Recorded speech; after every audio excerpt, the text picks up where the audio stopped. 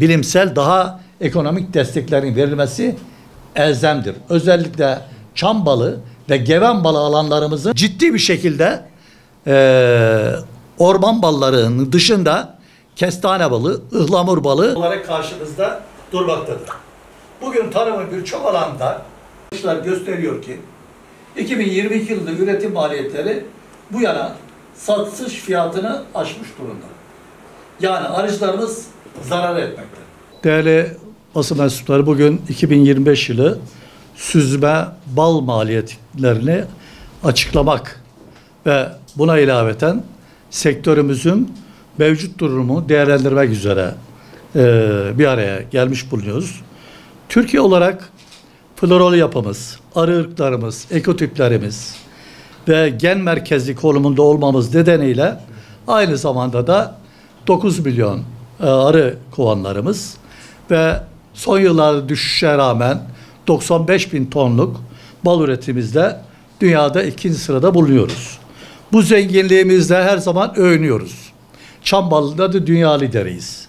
Ancak bu büyük başarı gibi görünse de gerçekten bugün sizlerle paylaşacağım fiyatın ötesindeki verilerde arıcılık potansiyelinin sürdürülebilir olma konusunda ciddi kan kaybettiğini hep beraber görüyoruz. Karşı karşıyayız bu konularla. Değerli arkadaşlar, bizler yıllardır arıcılık sektörünün yeterince desteklenmediğini ve bu desteklenmediği takdirde de çok ciddi kopuşlar olacağını her yıl yaptığımız basın açıklamalarıyla, yaptığımız çalışmalarla ifade ediyoruz. 2025 yılı veriler ne yazık ki bu kopuşun bir aynası. Bu kopuş gümbür gümbür geldiğinde bir belirgeci olarak karşımızda durmaktadır. Bugün tarımın birçok alanda mazot desteği gibi, yem desteği gibi, gübre desteği gibi her türlü destekler veriliyor. Ancak bu destekler sahadaki arıcılıktaki yansımalarla baktığımız zaman bunun karşılığını hiçbir zaman için arıcılık sektörde görememiş durumdadır. Gezginci arıcılık gibi stratejik öneme sahip olan arıcılarımızın faaliyetlerinde bile hala 2 yıldır uğraşmamıza rağmen mazot desteğini alamamış olmanın da burukluğunu ifade etmek istiyorum.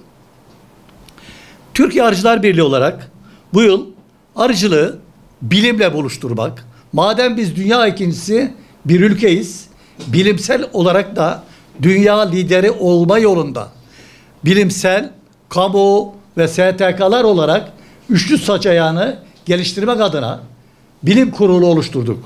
Bilim komisyonları oluşturduk. 8 tane bilim komisyonu Türkiye'de görev yapmaktadır. Değerli arkadaşlar, bu bilimsel komisyonların ışığı altında ekonomi komisyonumuzun da arıcılık ekonomi komisyonumuzda 2025 yılında süzme bal üretim maliyetlerini detaylı şekilde analiz ettiler. 2 aylık süren bir çalışma içerisinde bulundular. Bize bir rapor hazırladılar. Maliyetler hazırlanırken nakliye, besleme, işçilik, verim gibi birçok parametreyi de bizlerle buluşturdular. 2025 yılında 1 kilogram kırçiçeği balının ortalama üretim maliyeti 325 TL olarak hesaplanmıştır. Bunu biz hesaplamadık. Bunu Türkiye'de ekonomide görevli 8 tane komisyon üyemiz, bilim insanları hazırladı. İşletmelerin bu maliyetlere baktığımız zaman da 1 kilogram süzme bal ortalama üreticiye maliyeti 325 TL'dir. İşletmelerin sahip olduğu kovan sayısı azaldıkça maliyetlerimiz de yükseliyor. 100 koloninin altında kare kolonisi sahip işletmenin 1 kilogram bal maliyeti 355 liraya çıkıyor. Piyasaya bakıldığı zaman da değerli basın mensupları 2025 yılında öngörülen bal ortalama satış fiyatı 230 lira. Şu anda 230 TL'den piyasadan arıcıdan bal alınıyor. Yani bu şu demektir.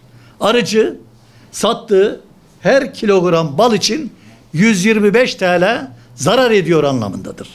Yani bu demek oluyor ki küçük işletmelerimiz de değerli arkadaşlar üretim yaptıkça zarar ediyorlar. Bilimsel rakamlarını konuşmak gerekirse 100 koloni ve daha düşük koloniye sahip arıcılarımız koloni başına bir kolonide 1700 TL zarar ediyorlar. Bunlar üreticilerimizin zararı. Bunlar bilimsel komisyonumuzun bilimsel verdikleri rakamlardır. Sektörün burası da çok önemli. Bu yıl bir çalışma daha yapılmıştır. 100 arılı sektör 100 arısı olanla 300 arısı olan yansıtı da var. Bilgi olarak da sizlere arz ediyoruz. 100 arısı olan arıcılık sektörün %72'si. Bu durum ne kadar kan kaybettiğimizin profesyonel arıcıların ne kadar düşüş gösterdiğinin bir belgesidir. Sektörümüzün ekonomik sürdürülebilirliği ciddi bir risk altındadır. Bir diğer önemli sorun da değerli arkadaşlar hepinizin çok yakından bildiği 2024 yılında hep birlikte basın açıklamasıyla sizlerle beraber duyurduğumuz taklit ve tahşiş ballardır. Tabii taklit ve tahşiş dediğimiz zaman hem tüketiciyi hem de üreticiyi hem de sokaktaki insanlarımızın balla zıt bir kutup oluşturmasına neden oluşuyor. Biz özellikle değerli katılımcılar emeği üretim yapan, dağda insanın yaşamsal koşullarının olmadığı şartlarda üretim yapan arıcılarımızın emeğinin sömürüldüğünü ifade etmek istiyoruz. Ancak bu konuda bakanlığın 2024 yılında yaptığı çalışmalarda görmemezlikten gelmek istemiyoruz. Tarım Orman Bakanlığı'nın 2024 yılında taklit ve tahşişle, sahte balla yaptıkları çalışmalar için teşekkür ediyoruz. Ancak bu teşekkür ederken de gelecek yıllarda içinde bulunduğumuz 2025 ve gelecek yıllarda da bunun artarak devam etmesini istiyoruz. Yoksa 2024 yılındaki yapılan çalışmalar raftan kaldırılırsa Türkiye arıcılığı da ciddi bir dönemeçte kan kaybetmiş olacaktır. Değerli arkadaşlar, sahada aldığımız verilerle Arıcılık Ekonomik Komisyonumuzun bilimsel ışığında koyduğu sonuçlar gösteriyor ki 2022 yılında üretim maliyetleri bu yana satış fiyatını aşmış durumda. Yani arıcılarımız zarar etmekte. Diğer ülkelerdeki fiyatlarla rekabet edemiyoruz. Diğer ülkelerde marketlerde 1 kilogram bal 6-7 euroda. 6-7 euroda. Bizim maliyetimiz, biz ihracatçı bir ülkeyiz. Dolayısıyla bizim maliyetimiz 5 dolar civarındaysa biz yurt dışına bal satamıyoruz. Bunu çok ciddi bir şekilde Ticaret Bakanlığımızın, Tarım Bakanlığımızın gözden geçirmesi gerekiyor. Ülkemiz arıcılık yapısı artık küçük işletmeler şeklinde şekillenmekte. Bunun sektörümüzün profesyonel arıcılık yapan dostlarımızın, arıcılarımızın artık sayısını arttırmak için çalışmaların yapılması çok geç kalınmış olmasına rağmen 2025 yılında başlatılmasını beklemekteyiz. Arıcılarımızı bu dar boğazdan kurtarmak için ne yapılmalı? Evet, ette, sütte bir takım kararlar alıyorsunuz. Tarım Bakanlığımız. Balda da ciddi kararlar almak zorundasınız. Sadece balı bal olarak düşünmememiz gerekiyor. Arıcılık sektörünü bütün bilimsel devletimizin elinde çok değerli bilim insanları, çok değerli araştırmacılar, çok değerli enstitülerimiz var. Arıcılık sektörü ciddi bir şekilde masaya yatırılmalıdır. Dünden bugüne neredeyiz? Nereye gidiyoruz? Bakmamız lazım. Bakın biraz önceden bu yana hep söylediğimiz şey arıcılık sektörü kan kaybediyor. Sektör bitmekle karşı karşıya. Dolayısıyla burada maliyetleri ve sektörün gelişmesi için ciddi kararlar alınması lazım. Tarıma önem veriyorsak, hayvancılığa önem veriyorsak, eğer ki arıcılık yoksa, arıcılık zafiyet göstermişse siz tarımdan, hayvancılıktan hiç bahsedemezsiniz. Arıcının emeğini koruyacak adil fiyat politikalarını zaman geçirmeden almak durumundayız. Küçük ve orta ölçekli işletmelerin özel destek modelleri geliştirilmeli. 100, 200 kovan, 300 kovana çıkartmak için gerekli destekler verilmelidir. Sözleşmeli üretim diyoruz. Sütte, ette yapılıyor. Biz neden balda yapmıyoruz? Arıcılık sektörüne uygun sözleşmeli üretim modellerini de geliştirmemiz lazım. Kayıt ve izlenebilirlik yıllardan beri aynı şeyi söylüyoruz. Dünyada herkesi dünyaya numune olacak, dünyaya örnek olacak şekilde biz arılarımızı kayıt altına aldık. Türkiye tarımı arıları kayıt altına aldı. Neden balık kayıt altına almıyoruz? Kimin ne ürettiğini bilmemiz gerekiyor. Bunun için de arılarımızı kayıtlı, ballarımız da kayıt altına alınması önemlidir. Yerli ırklarımız dünyada ırk ve kütükler yönünden dünyanın %20'sini bulunduruyoruz. Ama kaçak arı girişlerinde önlememiz gerekiyor.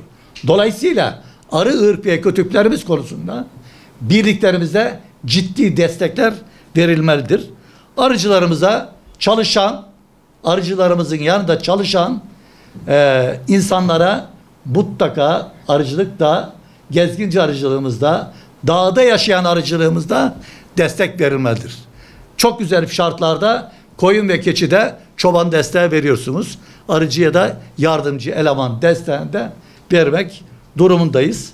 Sayın basın mensupları, arı yoksa tarımda yok. Arıcılığa sahip çıkmazsak sadece bal değil, meyve, sebze, tüm tarımsal üretim tehlikeye gireceğini bu vesileyle söylemek istiyoruz. Bu vesilesiyle sizlere, tüm kamuoyuna, yetkili kurumlarımıza arıcılığa sahip çıkılması hususunda çağrımızı yineliyoruz. Katılımlarınız için çok teşekkür ederiz. Buyurun efendim. Orman yangınları bal üretiminde etkisi oldu mu? Orman yangınlarımızın her bölgede biliyorsunuz bu yangınlar genelde geçmiş yıllarda Ege Akdeniz civarında oldu. Ege Akdeniz civarındaki bütün alanlarımız bizim özellikle çam balı üretim alanlarımızın olduğu bölgeler. Orada bizim 100.000 hektarlık çam balı ormanlarımızdan 2020'den bu yana yanan ormanlarla bunun %10'u kaybedilmiştir.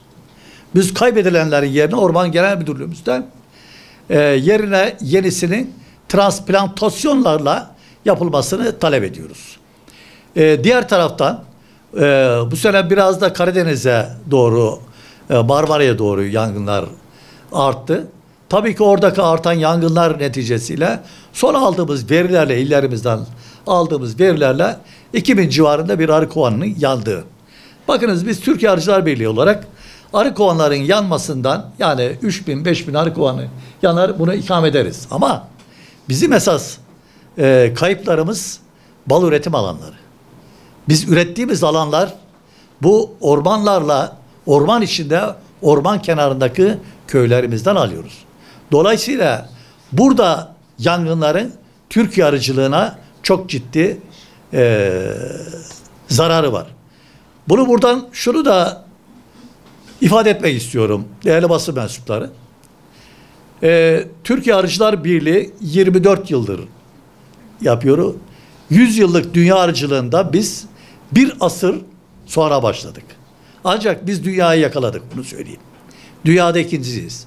Ama bizim söylemeye çalıştığımız şey şu. Bu yangınlarla, küresel iklim değişikliğiyle bakanlığımızdan, ilgili kurumlardan ciddi destek bekliyoruz.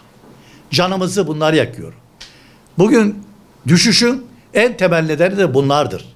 Bu nedenle yangınlar olduğu zaman dünden bugüne ilk köydeki yangını söndüren arıcılarımızdır, köylü halkımızdır. Bunun için orman teşkilatının güvenmediğini söylemiyorum. Artık köylü insanlarımıza da çok değer vermesi gerektiğini ifade etmek istiyorum. Sizlere çok teşekkür ediyorum.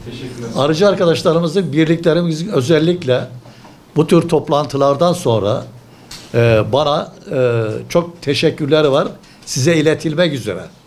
Yani Ankara'daki yapılan bütün toplantılarda bütün basın mensupları gerekli özeni, gereksi hassasiyeti veriyor. Özellikle teşekkürlerimizi iletin diye bana söylemleri var. O da üzerinde kalmasın. Tüm arıcı teşkilatlarımızın özel bir sizlere teşekkürünü iletmek istiyorum.